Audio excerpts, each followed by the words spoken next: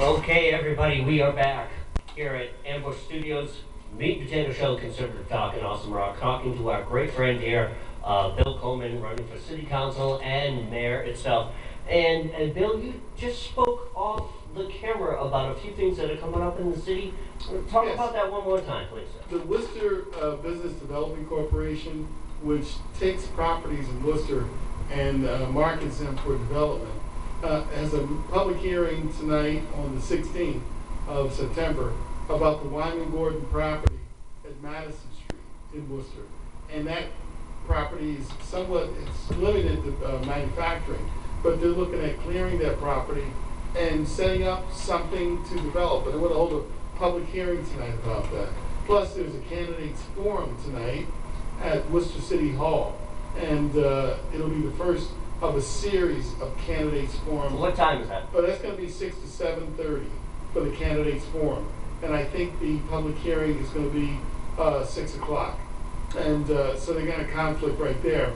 But the candidates forum is invited all the candidates for city council to talk about their plans for economic development of the city.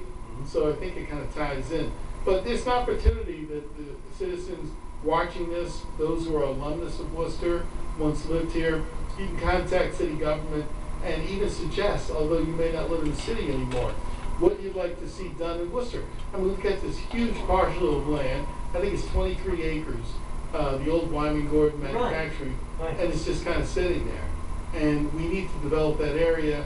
My proposal is a comprehensive public safety new police station featuring state police, federal officers, and fire department administration in a new building, and probably maybe a $30 million building.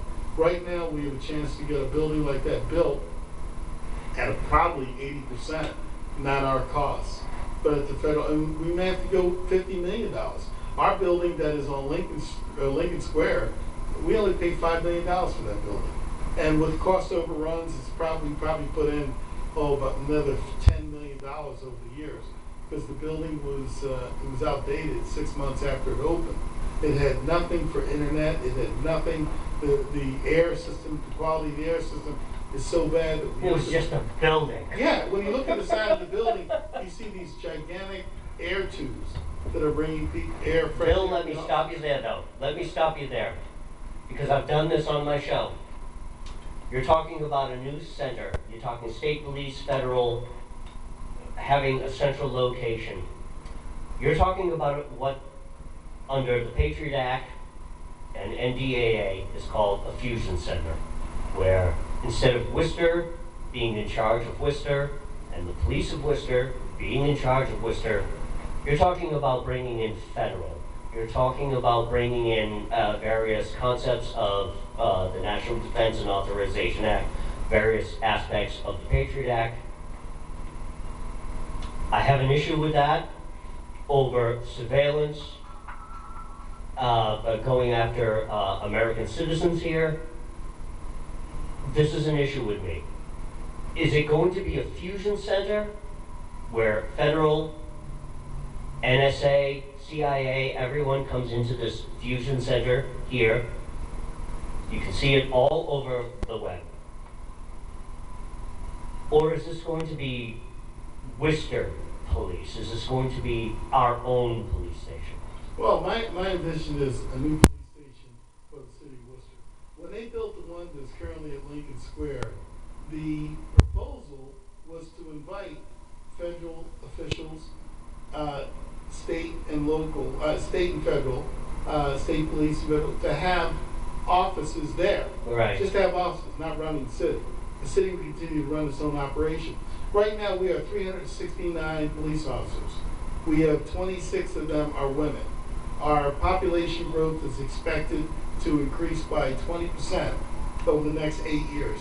20%, folks. We are a city of 187,000 people.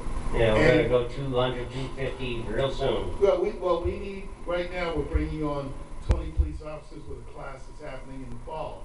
But we're also looking at bringing our component up to about 425 police officers to maintain the city of this population.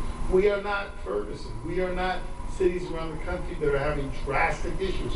We are having issues within our communities now with shootings and killings and so on, but we are nowhere near other communities. But as each individual citizen has to be, the eyes and ears of public safety, assisting the police department, making sure businesses are safe, streets are safe to walk on, making sure the elderly feel that they are very comfortable in the city they're involved in. And that takes all of us. That takes all of us. If you hear something, say something.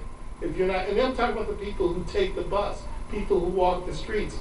There's a lot of us who sit at home and we can editorialize, but those of us who are out and about, and we're realizing that, yeah, we want to encourage businesses to come here. We want to have people to be able to walk to work, to get off at a bus stop, to feel safe that they're going to go home that night without worrying about some knucklehead out there with a gun riding up and down Main Street, pop shooting at somebody, missing unintended targets. As an educator since 1980, I must have been to over 500 funerals of young people under the age of 19. It's horrible. It's horrible. It's a and when tragedy. you see a 15-year-old laying in a coffin and you hear the families just crying out, why?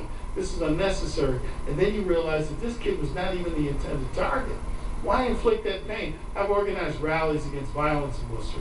And now we're talking about the issues of opiate overdoses in our city. And I heard at last night's city council meeting on Tuesday, we have had 83 drug overdoses since June. Since June. Some of them have been fatalities. Some people have been able to be brought back. But it is hitting every single race, creed, culture, economic, socio-economic environment, from the wealthiest of wealthy. Well, what's interesting is that you go into these communities, and again, we had talked earlier in the first part about voter participation, and that people, just don't seem to care, but yet there are these things going on in their neighborhoods, and they're crying out, and they're saying we want something to happen here, but yet they don't go and vote. They don't go and interact with the city government. We're kind of juxtaposed here, where we have issues that people want addressed, yet at the same time, the people that want those addressed aren't going to city council, aren't going to vote, aren't making a decision, aren't getting out there in the head of this. Well, and it's a combination of events. People blame it on the candidates, and then they blame it on the media. The media's not covering what the candidates have to say. But I have met some people when there was a forum out at the Jewish Community Center on Southbridge Street. And afterwards, this woman and I were talking, and she said, I'm losing my house. We've had our house in our family 65 years. When my husband died, my kids are gone, my finances aren't what they were, and she missed a couple tax payments. And rather than having her have the ability to make arrangements with the city sold her tax lien to a company based on the law that 33 cities and towns in Massachusetts have adopted. And it's a 1785 law where cities can sell tax lien properties to outside interests. But sir, I think we're straying a little bit from the subject here, and I'm sorry to pull rank here on you. I'm talking about the disconnect. I'm talking about the disconnect between the communities, and I'm going to say this because this is my show. There were communities, within this city, and I've lived here a long time, and I'm sorry, I grew up on the streets, so I know this. There are communities, various cities, various factions, and I'm going to use that word, factions within the city, gang members, gang violence, gun crime, and they pit this neighborhood against another neighborhood. Mr. Coleman just made a great statement about how there are people in these communities that see that, cry out about it, but yet at the same time they don't show up and vote. They don't show up and they get involved. This is what I'm asking you. This is what I'm talking about. How do we close that? How do we look at what's going on in these neighborhoods, this crap that's going on in these neighborhoods, and the neighbors that are saying enough is enough, and then you, as a potential city council or even the mayor, says, we're going to do this, and this is what's going to happen. This is how we are going to solve the problem. I'm not talking about forming a committee. I'm not talking about let's talk about this. No. What's going to be done? Well, we have public hearings, and that's supposed to be allowing people to voice. but those public hearings are heard at City Hall at 5 o'clock, safe, comfortable environment. Right. I say, let's take those committee hearings to the people. Let's have him in those neighborhoods. Go in the neighborhood. Go into the neighborhoods, use the churches. Yeah, like, I organized a group of students from the Southeastern Asian Coalition, and in Maine South, they cleaned Walpole Street. Walpole Street's off of Illinois Avenue. It's in Maine South.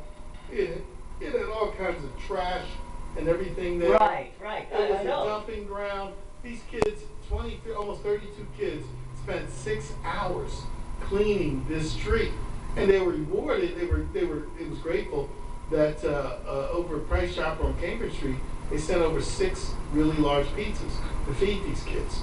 And then we ran out of trash bags, so Canterbury Street School, elementary school, sent over 100 trash bags, and we filled every single one of them up. And then sad thing was 2 days later, you go down there, somebody dumped a couch, you know. And then now these kids, they want to. This is what I'm talking about, Mr. Coleman. Well, what we need a more of a police presence. We need to have a more community presence. We need to be able to go into the people's houses and say, what is it? Now that's where Ward Precinct 4. What is it? This is my macro question. What's going on here? And, I mean, the thing is, there is a sleeping giant in the voters in Worcester. We know that. There is a sleeping giant. And something is going to awaken that sleeping giant, whether it's voter access, voter willingness to participate, or people who bowed out because they have gone before the city council on a tax issue, and by the time they send them to the various different committees to get the issue resolved, people have just said, I could care less. And it's not even a black and white thing. Right. Because I know we went through the bias and race thing, and I filmed all that, and I completely disagreed with practically everything these people were talking about. I don't see the racial bias here in Worcester. What I see is an apathy. There's an apathy. Mr. Coleman just talked about that. He just said, we went into this community, we cleaned the place up. A day or two later, somebody dumped the couch. This is what I'm talking about, this mindset here in Worcester, Massachusetts, that is like, oh, I don't care, well, whatever. It's weird. It's a weird mentality, and this has to stop But here. the thing is that by having elected the existing and the same old people every time, and they get 2% of the vote, and they're pounding their chests, I'm king of the hill, I'm king of the hill, you're not the boss of me, and then people calling them up asking for assistance, and they say, well, there's your vote. Because I'm telling you right now, if you call up a city councilor, a state representative, a congressman, the first thing they do with their staff is they cross-reference your name to see if you're a registered voter. And then if they have to, they have the software to see how often you voted in the last 10 years. And that's when they determine what they're going to do for you. How viable your complaint is? Right. Really? Serious? This is paying for government. But I'll tell you, if you are a registered voter, that right there puts them on nervous. If 10 voters contact an elected official, they're nervous because 10 voters can turn into 100 votes. That can change the election, That right? can turn into 100 votes very quickly. Considering the low turnout that Mr. Coleman just spoke about. And so, you know, the thing is, if people want to check their voter status, say you haven't voted in a couple of years, easy phone call. It's area code 508-799-1134. That is the voter election office in Worcester. You can call up and say, I'm going to check my voter status. They'll look it up on the computer. They can say, yeah, well, you last voted at this address. Are you still there? You say, oh, no, I moved. Because if you move, if you don't fill out your city census, they will drop you. We had 98,000 fill out voters. the census, that's right. We had 98,000 voters in Worcester last January. And in June, they purged the voting list from people who no longer live where they say they live, people who died, and people who just haven't voted in the last 3 cycles of an election. So 508-799-1134. There's also something new you can do. You can go online to City of Worcester's website, City Clerk's office, and this thing called Check My Voter Status. Where do I vote? You can click on that, and you can even register to vote now online. So there's a lot of things that are making it pretty easy for you. I want to stay on the subject of bias and race in Worcester, Massachusetts. And I filmed all of it here in the city of Worcester. I completely disagreed with everything that was going on in what really burned my brisket was at the end down at the DCU Center when a certain woman got up and to talk about, because everything's about tolerance and understanding, right? And then a black woman got up, excuse me, and she addressed the audience as you white people. And then went on to tell us white people everything that we're doing wrong. Mr. Coleman, I don't believe that there is this racism in America anymore. I don't believe that there is this institutionalized, this overarching, you're black, you're Latino, you're female. I would love to be the fly on the wall where that employer says, no, Mr. Jones, I'm not going to hire you. Well, why? Well, because you're black, or because you're a woman. And I'm not going to pay you the same amount of money. Why? Because you're a woman. I'd love to be a fly on the wall when that happens. This is where my disagreement comes in. The city is a huge, diverse city. We just spoke earlier about, yeah, the Worcester City Council, it's a white man's club. I've been there. We got a few white women. Connie Lukes has been there since, again, there was an asteroid that crashed 60 million years ago. Connie Lukes has been there since then. It's unbelievable. We need to get more diversity into the community. However, and I'm going to say this as a white person, sir, when we talk about diversity, I want to talk about inclusion. I want to talk about equality. I don't want to see something where it's a power takeover. Look at Black Lives Matter. It's not about equality. It's not about understanding and tolerance. It's about the power push. It's about the push of power. That's what it is. Is the city of Worcester at that cusp? Are we looking at that? Or have we somehow skirted? Have we dodged that bullet somehow? I mean, i.e. Ferguson, i.e. Baltimore. And again, sir, no denigration to the black community. What did you see in all of those communities? You didn't see black doctors. You didn't see black lawyers. You didn't see black politicians. You didn't see black business owners burning, looting. What you saw, I'm sorry, sir, please, I apologize. You saw the ghetto. You saw them doing that. I think this is the problem, that you see that. And this denigrates gentlemen like yourself who have worked so hard to overcome and rise above. Well, you have to remember, yes, we have a race issue. In today's Telegram and Gazette, and today's the 16th, and I invite people all over the country to look at September 16th, Worcester Telegram and Gazette editorial page. And I try to tell people in Worcester, read the editorial page, because there's a long editorial written by the New York Times that is featured in that editorial page that talks about housing discrimination for blacks and Latinos and the disproportionate unfairness. No, is this institution? Is this This in is paperwork? today. This is today. It's happening. Right. They have the statistics, the whole bit. In the city of Worcester, is there racism? Yes. There's been racism. When I came up to Worcester to study for the priesthood, I was with a group of priests that were French, the Lost Select Fathers. And I would hear about how the French were discriminated against, how the Irish were discriminated against, how Hanover Insurance Company had signs on their lawn that said Irish need not apply, how Italians couldn't work for big businesses, but they could do their shoe Well, let's talk about today, though. Let's talk today, this is nothing new. I mean, yes, nobody says to you, I'm not going to hire you because you're over 55 and you're a white man. I'm going to give it to a 19-year-old. Actually, they do. Yeah, and they do. They give to our federal minimum wage is $7.25 Right. an hour. Okay, and do they discriminate? It's discrimination all the way around. I mean, I taught at the University of Massachusetts. Yeah, I think it's macro. I think it really is. It's all over. It's age.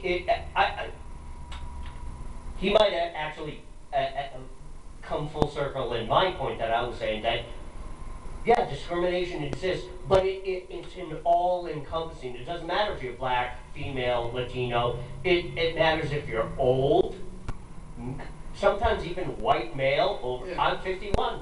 Yeah. I you're right, you just said it. I know, I'm but- gonna lose my job to a 20-year-old Yeah, kid. but the whole thing is like, some companies work for a while, hiring older people because we have that maturity we live life. Right. But the sad thing is in a community where discrimination is somewhat rampant, because it's the, you gotta know somebody, aunts, cousins, relatives, a whole bit. You take a fireman's test, somebody hands you the test 2 weeks before so you can practice before you take the actual test. I mean, this stuff goes on.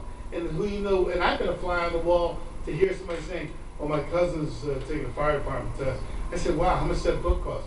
Oh no, somebody give him a copy of it. Or there's a certain job coming up that you know exactly what to say on the interview. When you walk in there, the interview's 5 minutes, and it said less said, best said. Because they don't want to hear what your ideas are. They want to hear if you can follow orders. There's issues like that go around. So my whole kind of like Common Core, just answer the question. Right. That'll be another interview for another day. But I got to tell you about this. The current city council subcommittees don't meet. If you want to get something done through city council, it's a long, arduous process because the current city councilors are very happy at the way it is. Now, when you go to a city council meeting, they give you 2 minutes to speak on an item of citizen interest. That's for you to speak, them not to question. There's no back and forth dialogue. And then when you have a petition, they give you 3 minutes to speak, but that's for you to speak, and then they take it under advisement, refer it to a committee. If I'm mayor, and we're changing the council rules, it's going to be open dialogue. If councilors have a question to a petitioner, they're going to be able to go back and forth. It's not going to be you talk, we listen, then you sit down and shut up, and we'll make the decision. And what was interesting is there was once a time in our country when the local communities got together, and I'm talking the 1700s, 1800s, where that was. I mean, there was open discourse. There was open arguments. Sometimes, yes, it would be knocked out and drag out fights. That's not what Mr. Coleman is proposing here. But what I'm saying is go back to the old ways we used to do things, where it was open arguments, open discourse, so that you could hear everybody's point of view to talk about an issue, and then these elected officials could make the best decision based on the information given to them. Am I wrong? No, you're right. But even still, some of your listeners all over the country and around the world live in towns that have open meetings. And you go to your open meetings when they have what they call warrants. We have petitions that we file. Right. They go to the open meetings, and there's always some guy there with overalls and a red checkered shirt, and he's got dirt on everybody in town. So when he proposes something, everybody supports it. Otherwise, he's going to talk about your relatives, your great-grandrelatives. But in some of the cities and towns, we do have that open discussion. But even still, we're having cities and towns that are having elections for building a new high school, a new police station, and only 6% of the population that could vote comes out. It's showing up. So what is it? So there's this systemic issue that's going on throughout our election process where people have bowed out and they're not comfortable anymore. They don't feel their voice is being heard. But then again, I say to people, once you run for office, I'm not going to run. I'm not going to do that. I'm not going to run for office because they feel that everything's been bought and sold. I don't believe that for Worcester. And the folks out there listening, if you Google a couple things. One is if you Google Black Like Me Worcester, which gives the whole political context of Worcester's black community being involved in the political process. Black Like Me Worcester, you Google, it's been hit millions of times. But it talks about Worcester's history from 1900 to 2008. And I described the night Barack Obama won, where I was in a pub and sitting there having free chicken wings, and everybody in there was voicing their almost enthusiasm to see that this part of history was made in our country. Okay, and I described that, but I also described the many people who tried to win public office in Worcester. And then the other thing you can do is to learn about Worcester. Worcester's been a great place. 30,000 students come here every single year to be educated, and they go off into the real world. But whenever they hear Worcester, Massachusetts, and they hear Worcester now, Worcestershire, they know they've already been here. But our city is a city that can have a tremendous impact, and you can have an impact by writing a letter to the editor, Worcester Telegram Gazette, Worcester Magazine, In City Times newspaper, and writing a letter to the editor and voicing your concern for people to participate in the election process. We can resolve the issues that we have in our community. We can have the government we want by voting, and not only voting, but maybe let's give some of these incumbents who are pounding their chests and feel they've got it all made a chance to relax for a little while, get a different perspective on life. And get back into the private sector. Absolutely. And get involved. Get involved. You know, one of the things I've been doing on these interviews, I spend a lot of time doing national candidates. Over the past year and a half, I've been getting more into the local Massachusetts. We did the senatorial races and the congressional races for state and representative here in Massachusetts last year. And this year, I'm getting more into the local city council. I'm realizing, because it's even a learning process for me. I've been doing this a long time. It's still a learning process. The local government has the power. This is where the power actually generates from. In fact, it is enshrined in our Constitution. What is not enumerated in this Constitution is enumerated to the states and to the people themselves. It comes back down to here, right here in the city. You solve the problems here, you can start solving the problems in the nation at large. Mr. Coleman, thank you so much. Sir, give your website, give your information to my audience. I'll give my website after I talk to your son. But I'm Bill Coleman. I'm a direct connect candidate. If you'd like to talk to me, my direct phone number is 508-826-1307. My email address is billcoleman333@gmail.com. And my Facebook page is William S. Coleman III. And just go to Facebook, friend me, talk to me, send me a message. But remember, Tip O'Neill, our former Speaker of the House, congressman from the Boston area, he said all politics is local. And just remember the opening phrase of a very important document, and I have people reciting it every day. But when you're upset about something, you're feeling that government is unfair, think of these words. When in the course of human events it becomes necessary for one people to dissolve the political bands which have joined them with another, you know, that's when we fight. That's from our Declaration of Independence. And every single day, every community, every individual has to declare a Declaration of Independence from the past what is not responsive. And I appreciate this opportunity to speak with folks. I'm available, and I hope to have election victory and come back on the show after November 3rd, 2015. Certainly. So, ladies and gentlemen, the Meet the Agenda Show, Conservative Talk, Awesome Rock, Christopher Mader, my good friend Bill Coleman. Thank you, sir. Thank you, sir. Thank you so much. We'll put all his information up on the banner, on the video. Everything's going to go out on our Facebook and YouTube page. Again, thank you, sir. Thank you. Yeah. All right.